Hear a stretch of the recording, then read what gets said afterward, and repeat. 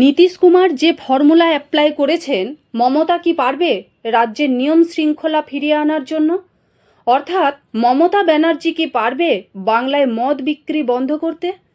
বাংলায় যেখানে কোটি কোটি টাকার মদ বিক্রি হয় প্রতিদিন, সেখানে এতটা লস করতে চাইবেন কি? শিক্ষা ব্যবস্থাকে যেখানে লাটে তুলে দিয়েও মদ চালু করে রেখেছেন, সেখানে মানুষের কথা ভেবে একজন রাজ্যের অভিভাবক হিসাবে বাংলায় আবার নিয়ম শৃঙ্খলা সব কিছু ফিরিয়ে আনতে কি এই ব্যবস্থা নিতে পারবেন? কারণ টিএমসি পুরোটাই তো দুর্নীতির বেড়াজালে আবদ্ধ। মানুষের যেভাবে মদের নেশা বাড়িয়ে তুলেছেন, সেভাবে হঠাৎ করে বন্ধ করে দিলেও সেখানেও জনগণ টিএমসি সরকারের অ্যান্টি হয়ে যাবে।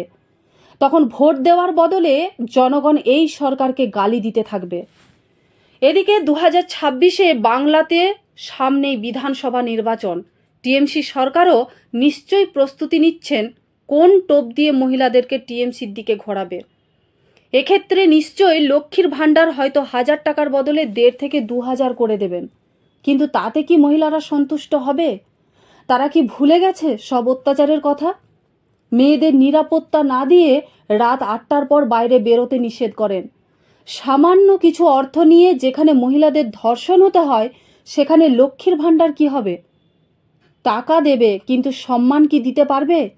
আজকে যদি পড়তে গিয়ে বা হসপিটালে মেয়েদেরকে ধর্ষণ হতে হয়, সেখানে টাকার কি মূল্য থাকবে? বাংলায় কোনো উন্নয়ন নেই। চাকরিহারারা পথে পথে ঘুরছে। বাংলার ছেলেরা পরিযায়ী হয়ে বাইরের রাজ্যে গিয়ে কাজ করছে। সরস্বতী পুজোর জন্য হাইকোর্টে যেতে হয়েছে। মা কালীকে প্রিজন ভ্যানে তুলেছেন।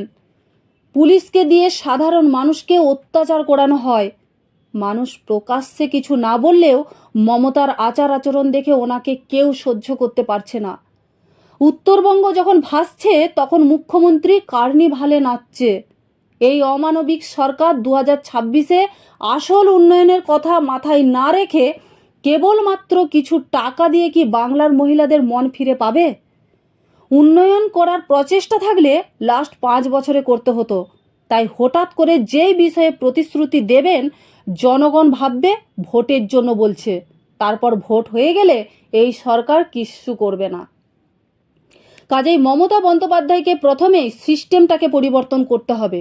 ভোটে জিততে হলে নারীদের নিরাপত্তা দিতে হবে, সম্মান ফিরিয়ে দিতে হবে।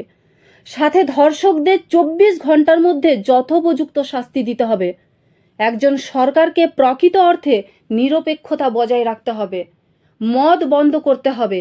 আজকে মহিলারা যে টাকা কষ্ট করে রোজগার করে, সেই টাকা দিয়ে পুরুষেরা মদ খায়। এর ফলে নিত্যদিনের অশান্তি, সংসারে অভাব। কাজেই মদ নিষিদ্ধ হলে মহিলারা শান্তি ফিরে পাবে। বাংলায় শিল্প আনতে হবে। অচল হয়ে যাওয়া শিক্ষা, স্বাস্থ্য ফিরিয়ে আনতে হবে। উন্নয়নের মাধ্যমেই সম্ভব হবে এই সরকারকে পুনরায় ফিরে আনা, নচেত কখনোই নয়। দুর্নীতি বর্জন করতে হবে, আর বাজে ভাট বোকা বন্ধ করতে হবে। টিএমসি সরকারের বর্তমান যা অবস্থা, তাতে করে এগোলেও জনগণ ভাববে এখন ভোটের জন্য এই সব করছে, আর পিছলেও হার নিশ্চিত। কাজেই একটাই অপশন আছে, মাঝখানে স্যান্ডউইচ হতে হবে। সাধারণ মানুষের মুখে একটাই স্লোগান, যে সরকার মহিলাদের নিরাপত্তা দিতে পারবে, বাঁচাতে পারবে, সেই সরকারকেই আগামীতে মুখ্যমন্ত্রীর চেয়ারে বসাবো। বিহারে বিধানসভা ভোটের যে গেরুয়া ঝড় উঠেছে, তাতে নীতিশ কুমারের ফর্মুলাতে সকল জনগণ ধন্যবাদ জানাচ্ছেন। যেমন মহিলাদের স্বনির্ভর করার কথা ভেবেছেন, তাদের সমৃদ্ধির জন্য কত প্রকল্প শুরু হয়েছে। এককালীন 10,000 টাকা হাতে দিয়েছেন। মদ নিষিদ্ধ করা, এতে সংসারে শান্তি ফিরেছে, মহিলাদের নিরাপত্তা ফিরেছে, বেনিফিট পেয়েছেন। বিহারে হিন্দু মুসলিম সবাই উন্নয়নের কথা ভেবেছে। জাত পাতের ঊর্ধ্বে গিয়ে সকলেই, এমনকি মুসলিমরাও হাত খুলে ভোট দিয়েছে নীতিশ কুমারকে। রেকর্ড ভেঙে দিয়েছে বিহারে। এই ভোট দেওয়ার পেছনে আরও একটি কারণ ছিল। তেজস্বী যাদব বলেছিলেন, আমি যদি ক্ষমতায় ফিরে আসি, তাহলে একজনের করে চাকরি, সাথে পুরুষদের উদ্দেশ্যে আবারও মদ চালু করে দেব। আর সেটাই বিহারের মহিলাদের কাছে আতঙ্কের বিষয় ছিল। সেই জন্য প্রতিটি মহিলাই বেরিয়ে এসে তেজস্বী যাদবের বদলে নীতিশ কুমারকেই ভোট দিয়ে মুখ্যমন্ত্রীর চেয়ারে বসাতে চেয়েছিলেন। আর এই সাফল্য দেখে মমতার সরকার তথা গোটা টিএমসির ঘুম উড়ে গেছে।